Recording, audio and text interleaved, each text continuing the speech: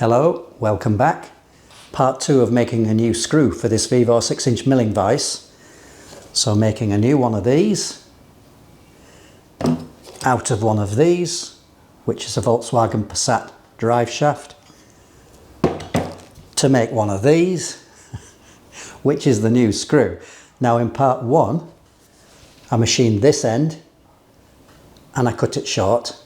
In this, part 2, I do a bit more preparation here prior to threading, and then I thread it. I machine this down, put a centre in the end, and before I've finished, which I haven't yet, I'll put a thrust collar on here because I'm going to put a bearing in.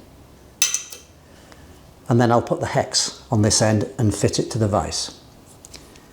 Now I do a lot of fussing about to get this right. You might think I'm putting in too much effort on the little details, but I just wanted to get it right, that was all. So kind of apologies for that, but if you could stick with it, the outcome I think is worthwhile. So I hope you find it useful. I did a test thread in Delrin, and then I started machining the drive shaft, and I got as far as this. So I've got a thread for this clamping ring here, and we're almost down to size, but the next job is actually to cut the main thread, which is 4mm pitch trapezoidal left hand on a 27mm bar. And I was a bit concerned about helix angle and interference with the tool. We seem to get away with it, no problem, cutting in the Delrin. But I've seen Winky's Workshop's video, and I've been thinking as well, let's take a look. I just want to check those settings. So I'm not going to talk for too long. We'll actually get on with some lathe stuff soon, but I just need to explain this, I think. So this is what I'm fussing about. The thread obviously has a helix, exaggerated like that. Now if we were cutting in high-speed steel, we'd grind a relief on the side of the tool so that it did not interfere with the leading and following threads. But we're cutting with a carbide insert, and that's notionally straight up and down like that. So it has the potential to rub. Now we got away with it with this Delrin. It didn't seem to be a problem. I didn't put a tapered anvil under the carbide insert or anything, but I just want to check it. So to measure the helix, what I've done is I've put one of these thread gauge bars into the thread, and you can see what I'm doing, right? Okay, it's obvious what I'm doing. And I measure that angle at 3 degrees.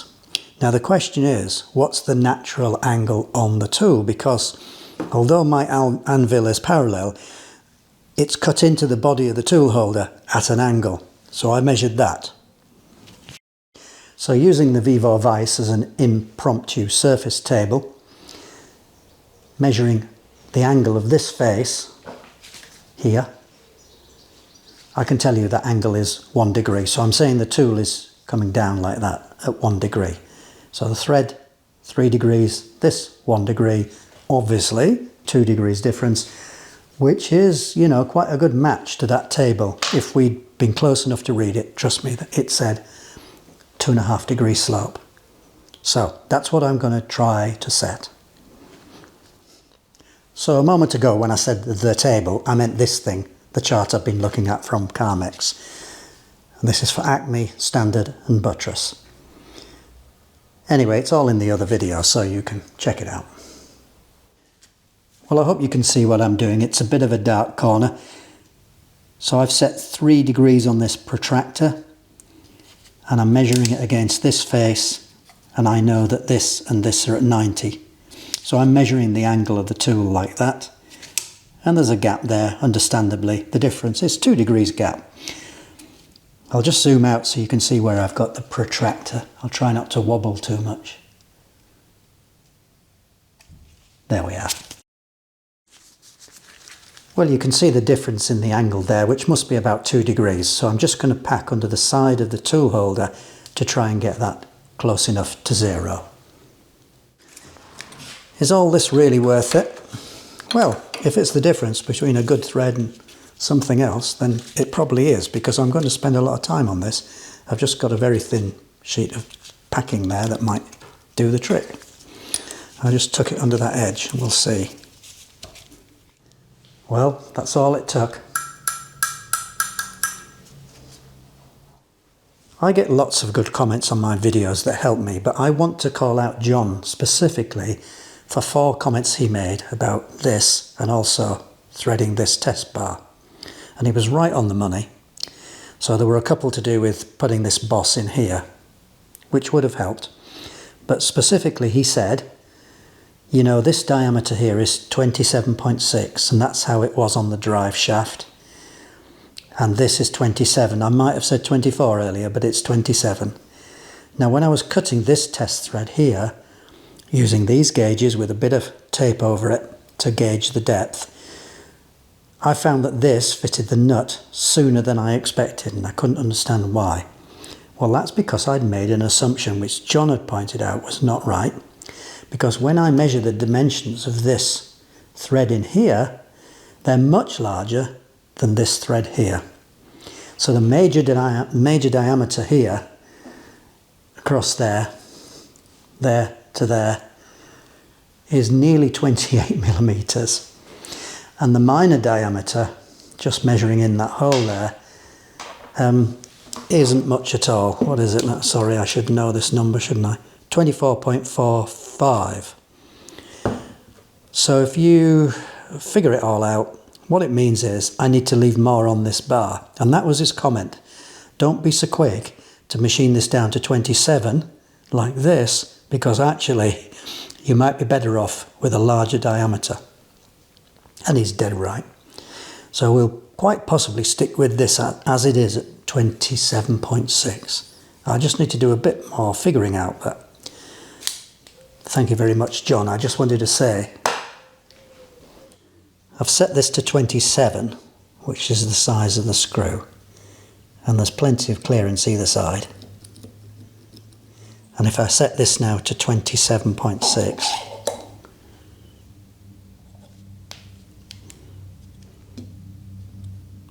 well, it goes without saying that's better. So that 0.6 is staying on now. Before I change the gears on the lathe, the screw cutting gears, I want the fine feed, and I'm going to machine a stub at this end. So from that blue line to this end will be 20 millimeters to take a collet, and that'll help me cut in the hex later. But I have to take account of the fact that I held this in the 3-jaw when I machined this end. So this section here will be out of centre from this part here, maybe only by 1/3 thou of run out, but I want to get that out.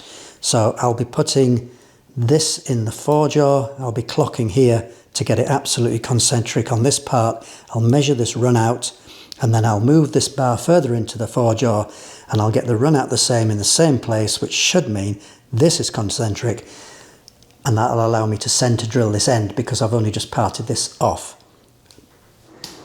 Right, that's good enough. Now let's see how far out the 3-jaw was.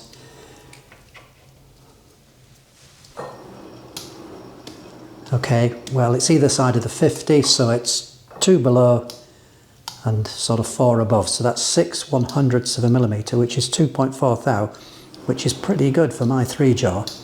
Anyway, if I mark the high spot, which is there, like that, and I move this into the chuck and clock it the same, it should still be concentric with this.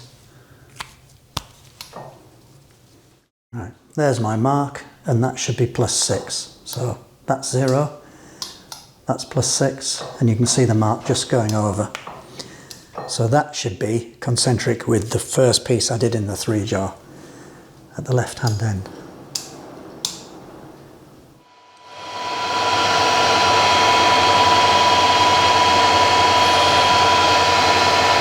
I wonder what the RPM limit for this chuck is. We're at about just over 1,000 RPM. I hope a lot more than that.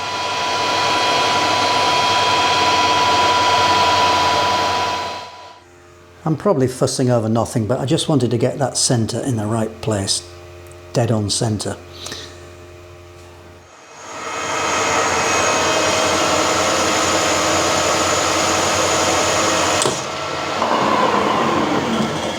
You know, it's surprising, but I get a lot of vibration without this in.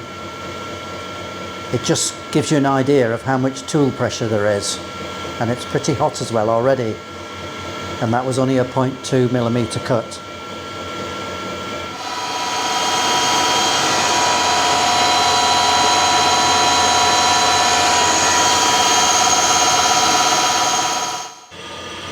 This may be the last cut to get me down to 20mm.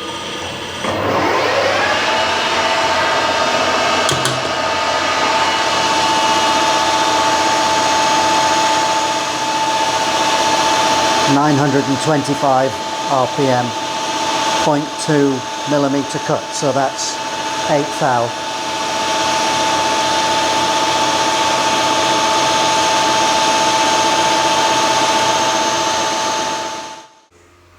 I just thought I'd reconfirm how much would need to be machined off this to get it concentric with this, and we expect 6/100ths of a millimetre because that's what we measured. So I marked on the low spot, I put on a cut of 3/100ths of a millimetre, and indeed it just cleans it up.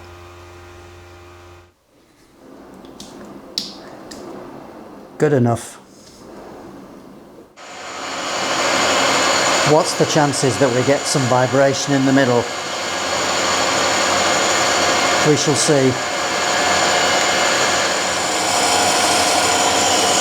Bit of smoke.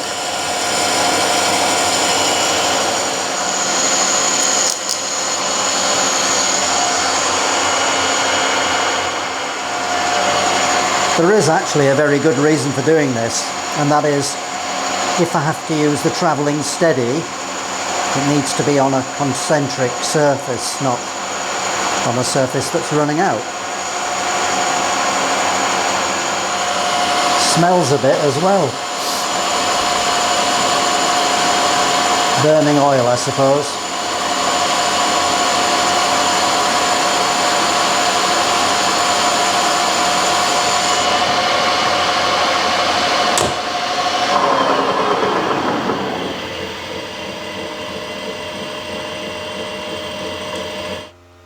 That's pretty hot. Anyway, let's see where we've ended up.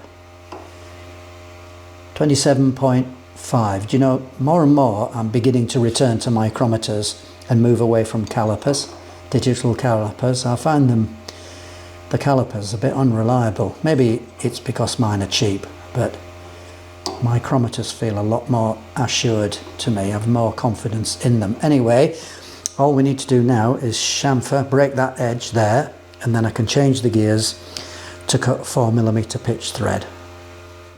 I'm sure that many of you are thinking that I'm doing work which is not necessary for this job.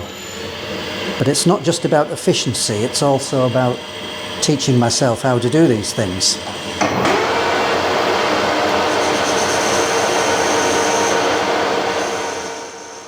Well, the big day has arrived. I have a couple of hours to spare without interruption, and we're going to cut these threads.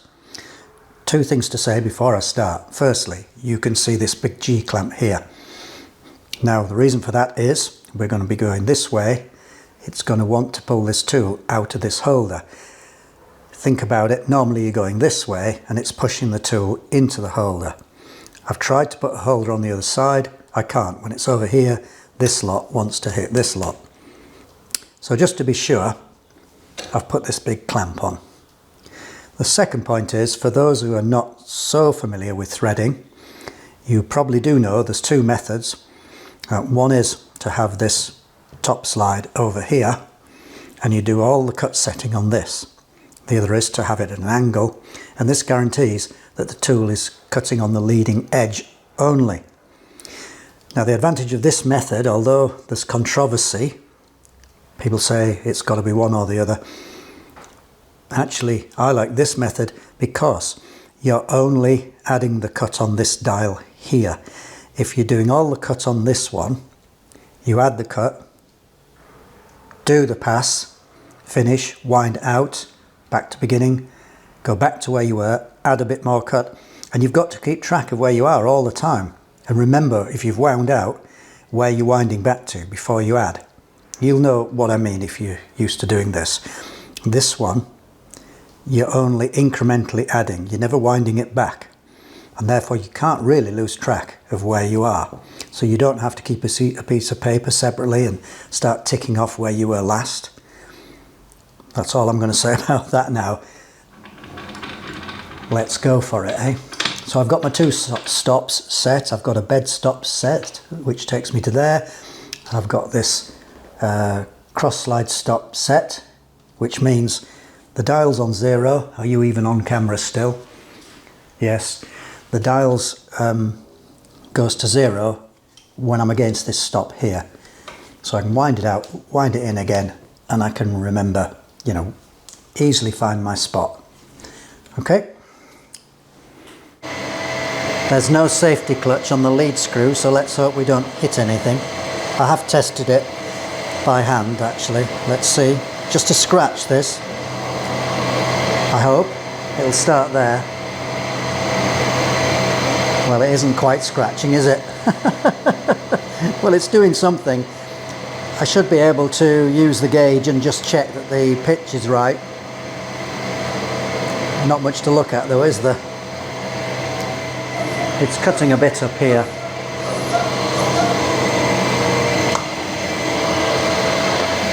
Alright, reach for the gauge. It looks right to me anyway.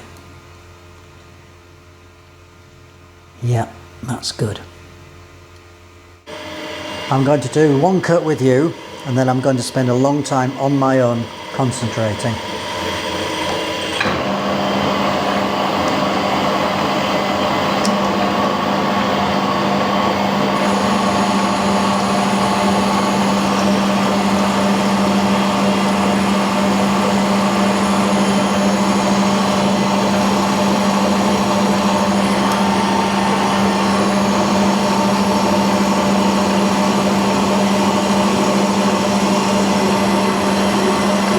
There is a bit of push across going on here.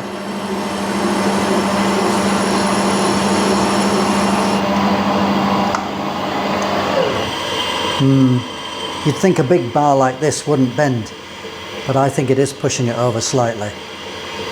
I'll come back later. When I'm doing these jobs, I try to remember some sequence. I've just finished my cut, and my sequence is out, back, in, cut. Alright, doesn't have to make sense. Out, back, in, cut. And I'm doing 3 cuts per 0.1 millimeter. So not even 2 thou, not even 1.5 thou.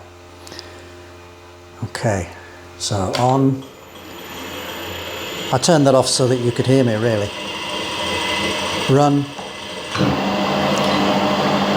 Check. Be calm. Relaxed. Waited for 60 to come round. 60.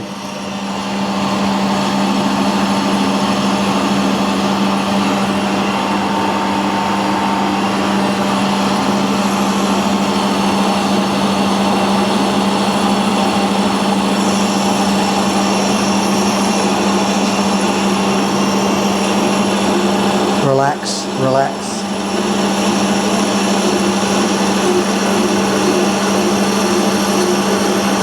And then don't rush, just wait. That'll do. So, out, back, in, cut. Out, back, in, cut. Go again. Check, check, check. I'll just bring you in a bit closer.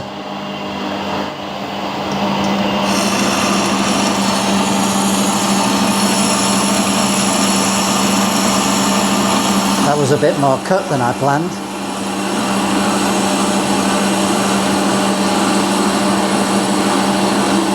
Yeah, quite a bit more. I don't know how that happened. The dial is a bit sticky, so it's easy to jump a bit too far forward. Not quite sure why. We got away with it anyway. Stop. Stop. Probably time to open the door now. Start.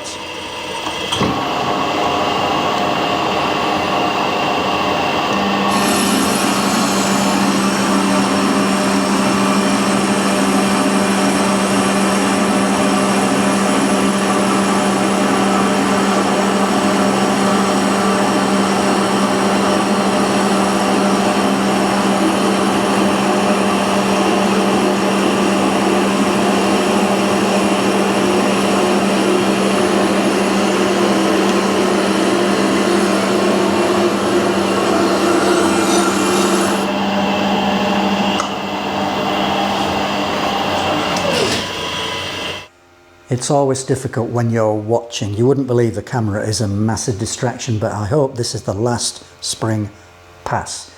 The nut does go on, but it's a little tight.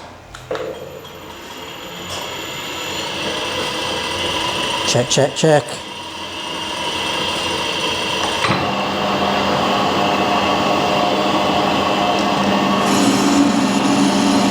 So you might hear a bit of scraping. That's just because it literally is only scraping it. It takes a bit more off down at this end. And then we'll try the nut on, and I think it should be okay now.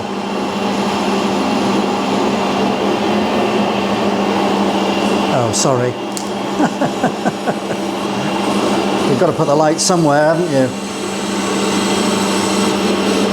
I might even do another spring pass on that. We'll just see what the nut's like. I think it might just take another bit off if I went over it again. Anyway, I think this is okay. It just can be slightly tight in places, but I think it'll wear in there. I mean, it may even be just the tops, I don't know. So, you know, it takes a lot of concentration to engage the half nuts, maybe 60 times, something like that. Do you know, I think that's all right. Yeah, just slightly tight there. I think I'm going to call that done. I'll screw it right down to the end before I take this tooling away, or take this out. I'll just make certain. Yeah. Well, look who's here. It's Ollie from YouTube channel Ollie's Workshop. Now, he was passing on holiday locally, reached out to me, can I come and see Haxby Shed? Now, we'd been in touch before because he'd sent me some drills, he'd sent me some steel.